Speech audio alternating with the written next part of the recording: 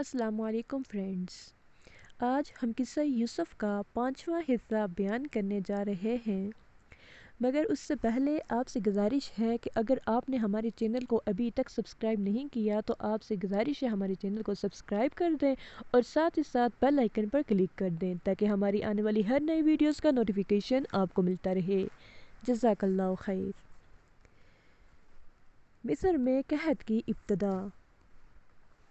غرض جب قحط سالی کا زمانہ شروع ہوا تو مصر کے قرب و جوار کے علاقہ میں بھی سخت کال پڑا۔ کنعان میں خاندان یعقوب علیہ السلام بھی اس سے محفوظ نہ رہ سکا۔